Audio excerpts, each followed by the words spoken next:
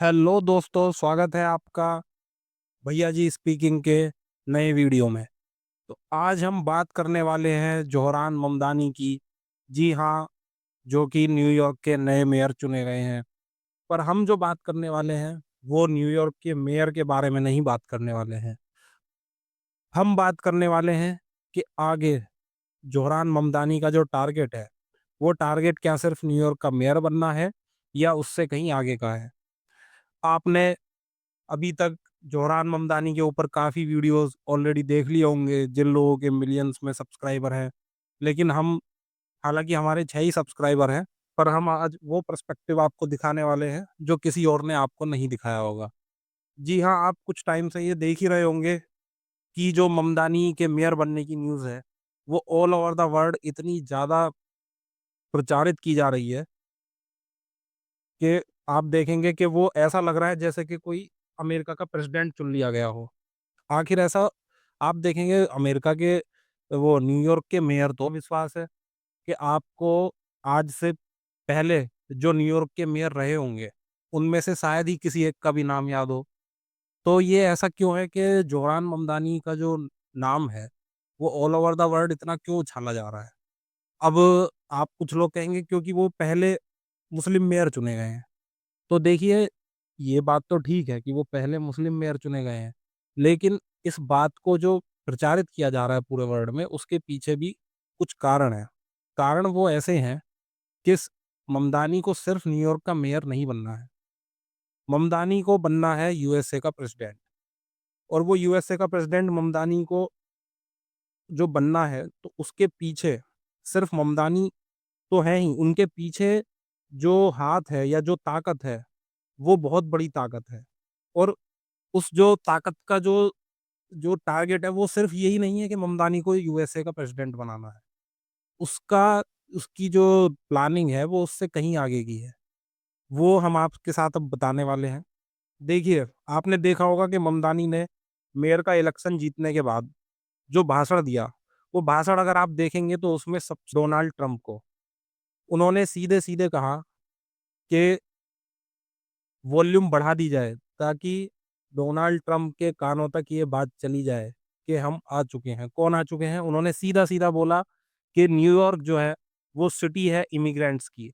जी हाँ, Donald Trump जो कि इस समय ज़ोर-शोर से लगे हुए हैं इमिग्रेंट्स को अमेरिका से भगाने में, तो जोरान ममदानी ने सहारा लिया है उन्हीं इमिग्रेंट्स का। और इसीलिए उन्होंने, आप देखेंगे, सिर्फ़ क्योंकि उन्हें पता है कि आने वाले टाइम में सिर्फ़ मुस्लिमों के साथ से वो आगे नहीं बढ़ पाएँगे। इसीलिए उन्होंने पूरी पूरी इमिग्रेंट कम्युनिटी को अपने साथ जोड़ने के लिए उन्होंने ये बोला कि न्यूयॉर्क जो है, वो इमिग्रेंट्स की सिटी है। उसमें आप देखेंगे कि उसमें फिर सभी लोग आ जाते हैं, आपके हिंदू भी आ जाते हैं, मुस्लिम भी आ जाते हैं और इवन क्रिश्चियन भी आ जाते हैं जो बाहर बाकी देशों से आकर वहाँ पर बसे हैं। तो अब हम देखते हैं कि ये कहानी आखिर है क्या?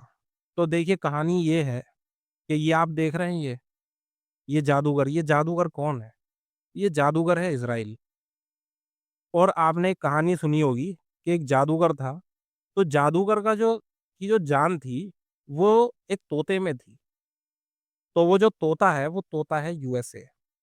जी हाँ, इज़राइल की जो जान है, वो जान इज़राइल की यहाँ बसती है यूएसए में।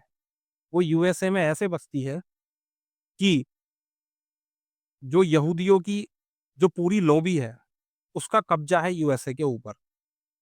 और यूएसए वही करता है जो वो यहूदियों की लॉबी, यानी कि ज्यूज़ की जो लॉबी है, वो चाहती है।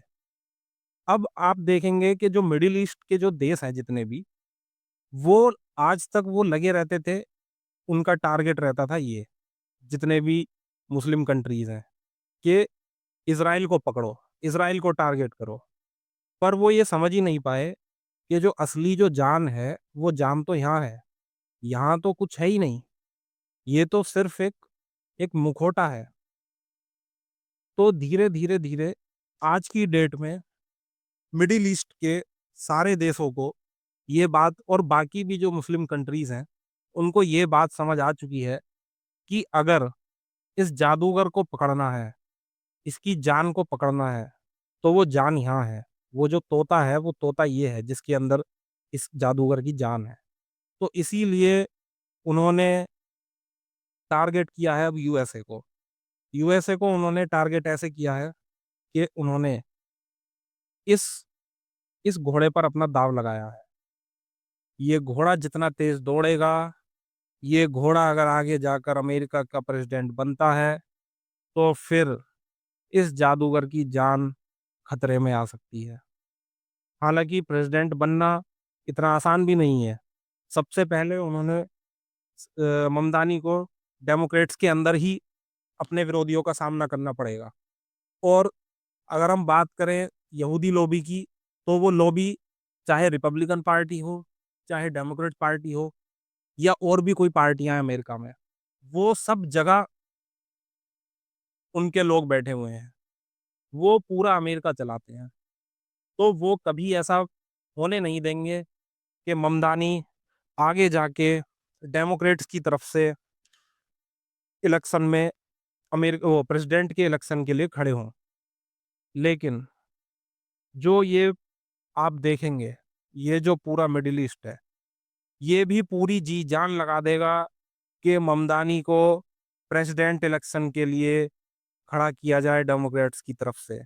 जैसे आज की डेट में डोनाल्ड ट्रम्प, आपको क्या लगता है यहूदी लॉबी ने आज जब वो मेयर चुने गए हैं न्यूयॉर्क के, तो वहाँ उन्होंने कोशिश नहीं की होगी क्या कि ममदानी को हराया जाए?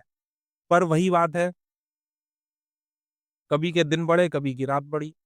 तो इस बार जो सिक्का चला, वो सिक्का चला इन लोगों का, और इन्होंने यहूदी लॉबी को पटकनी दे दी। अब अगले इलेक्शन में अगर आप देखेंगे, डोनाल्ड ट्रम्प तो वैसे भी अब खड़े होंगे नहीं क्योंकि उनके 2 टर्म पूरे हो चुके हैं।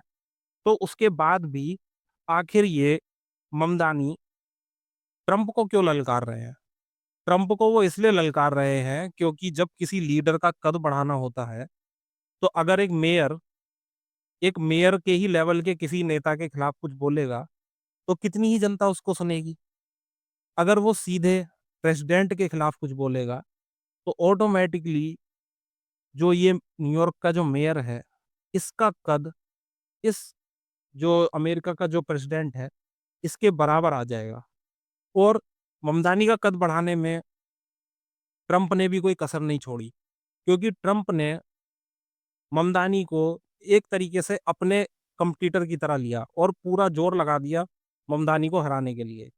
इससे लोगों में भी ये जो एक मैसेज गया कि हाँ भाई, ममदानी तो ट्रम्प के टक्कर के नेता हैं। तो आने वाले टाइम में ममदानी को इसका बहुत ज़्यादा फ़ायदा होने वाला है। तो अब आप देखेंगे कि ये जो मिडिल ईस्ट है, मिडिल ईस्ट ने अब क्या टारगेट किया है? मिडिल ईस्ट ने टारगेट किया है कि भई सीधे इज़राइल को टारगेट नहीं करना है। हमें टारगेट करना है किसको? यूएसए को। यूएसए जिसके अंदर जान बसती है इज़राइल की। अगर वो यूएसए में अपना आदमी बिठाने में कामयाब हो जाते हैं, तो अल्टीमेटली फिर इज़राइल से दो-दो हाथ करने में उन्हें ज़्यादा समस्या नहीं होने वाली है। अब ये आप ये वाली स्लाइड देखिए। ये स्लाइड क्या दिखा रही है? ये स्लाइड ये दिखा रही है कि सेकंड वर्ल्ड वॉर के बाद यूएसए ने कोई कसर नहीं छोड़ी दुनिया के किसी भी देश में जाके भसड़ मचाने में। यूएसए ने हर जगह अपनी टाँग अड़ाई, चाहे वो पाकिस्तान हो, चाहे अफ़गानिस्तान हो, अगर रिसेंट में देखें तो बांग्लादेश हो, उसके बाद ईरान हो, उसके बाद ये मिडल ईस्ट के जितने भी कंट्रीज़ हों, इन सभी में जाके, और इवन चाइना में भी। और उसके बाद आप देखेंगे तो अमेरिका अपने हितों के लिए यहाँ पर कुछ ना कुछ कराता रहा। आप देखेंगे 2011-12 के आसपास ये जो अरब स्प्रिंग हुई थी, उसमें मिडल ईस्ट में इतनी सत्ताएँ चेंज हुई। किस लिए? सिर्फ़ क्योंकि यूएसए की बैकिंग थी। यूएसए को वो लोग पसंद नहीं थे जो उस टाइम वहाँ पर वहाँ की सरकार चला रहे थे। उसे अपने लोग बिठाने थे। अगर आप रिसेंट में देखें तो बांग्लादेश में भी वही हुआ। बांग्लादेश में भी यूएसए को अपने लोग बिठाने थे। पाकिस्तान में आप देख लीजिए, उसके बाद आप अफ़गानिस्तान में देख लीजिए। तो आज की डेट में हुआ ये है कि जो काम यूएसए और उसके बाद इंडिया में भी यूएसए कोशिश करता ही रहता है। तो जो काम यूएसए कर रहा था बाकी देशों के साथ, अब ये सारे देश मिलकर वही खेल खेल रहे हैं यूएसए के साथ। अब ये लोग भी जैसे यूएसए इनकी इंटरनल पॉलिटिक्स में पीछे से घुसकर और पूरा अपना जो चाहता है वो कराता है। अब ये देश भी वही कोशिश कर रहे हैं कि ये भी अगर वो यूएसए से सीधे नहीं लड़ सकते हैं, तो वो भी पीछे के रास्ते से यूएसए की पॉलिटिक्स को इन्फ्लुएंस करें, यूएसए की पॉलिटिक्स में अपने लोग बिठाएँ, ताकि आगे जाकर ये लोग, ये देश अपना फ़ायदा कर सकें। उसके लिए ये सभी देश अलग-अलग तरीके से, अलग-अलग घोड़ों पर दाँव लगा रहे हैं। और इसी वीडियो के साथ उम्मीद करता हूँ कि आपको इस तरह की एनालिसिस और कहीं नहीं मिली होगी। ममदानी के ऊपर आपने और भी वीडियो देखे होंगे, सभी जगह बस मोटा-मोटा यही कि वो मेयर बन गए हैं, ये हो गया है, वो हो गया है, ट्रम्प को चुनौती दे दी है। पर उसके पीछे का जो खेल है, वो खेल है ये, जो मैंने आपको अभी समझाया। तो इसी के साथ अब मिलते हैं अगली वीडियो में। Thank you for watching, till then, signing of.